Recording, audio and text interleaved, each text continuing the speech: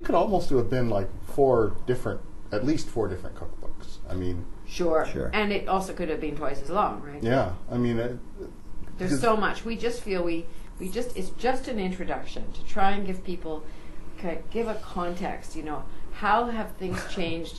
Who is everybody? Where are they? Or who are the main players? Where do they live? What's the landscape like they live in? What does that mean for the food that they eat? You know, isn't it amazing they're all out there? Our editor that puts it together, Anne, and every single time she'll say at the beginning, you know, we have to go smaller a little bit. Just, you know, we're shooting for 323 pages, you know, and okay, you know, and we were shooting for fewer recipes. We said, how about 50 recipes? She said, well, 75, and by the time the contract was negotiated with our agent, it was up to 125 or something. And then, of course, in the end, there's more than 150. And every time then we turn in thinking, you know, okay, 323, this is where we're shooting for. And then she every time gets back and says, well, I was thinking maybe you could have a couple pages about this. And your photography is beautiful. I mean, you guys both have great, because I'd look and go, I wonder who took that one. It's like, oh, it's like, I guess she's the photographer. And then it's like, no, okay, they're both, and they're both good writers, which is really annoying. I mean, you're just both too talented. Thank you.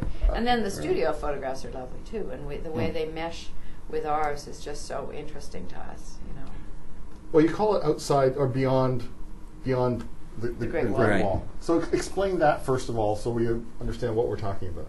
Well, if you think about it, was my notion actually right after we talked to the editor about the idea, and then anyway, and I said, well, we could call it Beyond the Great Wall, and it's the Great Wall. It's kind of like Hadrian's Wall in the UK or something. It was to keep out the barbarians, and you know, the Great Wall wasn't built in one go in China.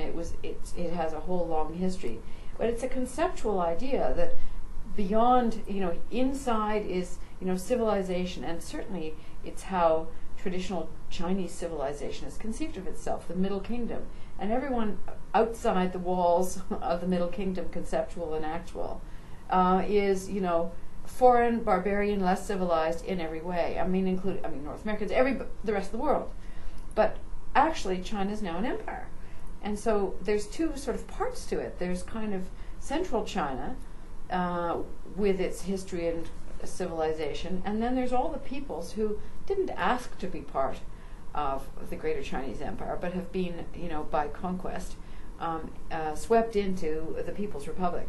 And those people are viewed by most people in central China as less civilized and being, you know, beyond the Great Wall, being beyond the pale, the barbarians, the, you know, and I know I'm sure if there's people, you know, if I said this to some people, they'd say, oh, no, we don't think like, but actually, frankly, yes, you know, and it's Beijing's view too, you know, and of course the edges of empire are the ones where you're going to get unrest, and they're also the ones you want to secure, because beyond that is the border, and there's real enemies.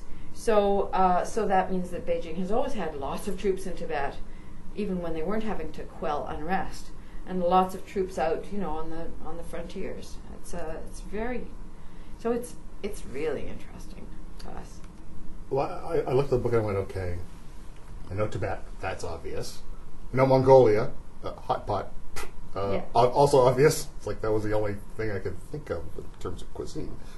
Pretty sad. Not wrong. No. And I knew about the Uyghurs. Mm-hmm. Am I saying that? Yes, right? beautifully. And then I went, but that's all I knew. But to that you add? We add, and we're of course just skimming. We add some populations that are very small, small within China, like the Tajik and the Tuvans. The Kazakhs were an important population in Western China.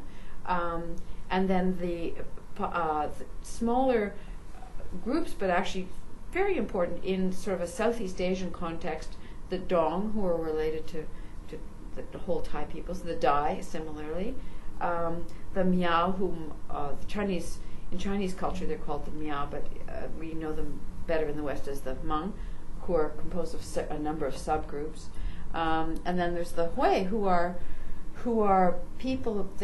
People sort of quickly say, oh, well, they're Chinese who are Muslims, but actually they have interesting antecedents to do with various Muslim traders as well as Han Chinese who converted.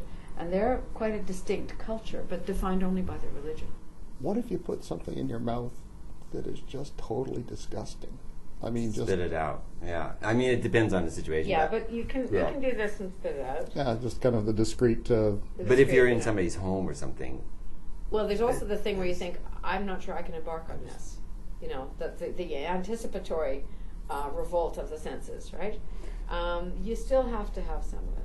You know, you just do. But there's a couple things, because we have an apartment in Chiang Mai in northern Thailand, and so we have people come through and they've never been to Thailand or something. We live right beside this amazing old market, and so we tell people all the time, don't be embarrassed to spit something out. You know, like there's unbelievable variety of food, and you're not going to like it all. There's no way you could ever know what it was all about. But if you don't, just try. Yeah, right. They don't have So it's only in someone's house that there's an issue. You know, you're offered, I mean, there's things but you just have to cope, you know, because hospitality, there's a responsibility. Yes, we all have this thing of wanting to share, but there's a responsibility, which is to engage and be gracious and grateful and respectful. Wow. Good job, guys. Nicely done. It's a gorgeous book. Really, and it's a joy to read. Good job. Oh. The book is Beyond the Great Wall, Recipes and Travels in the Other China. I've been speaking with the authors, cookbook writers, and adventurers. Can I call you that? Fair enough. Jeffrey Alford and Naomi Duguid, and Beyond the Great Wall, published by Random House Canada.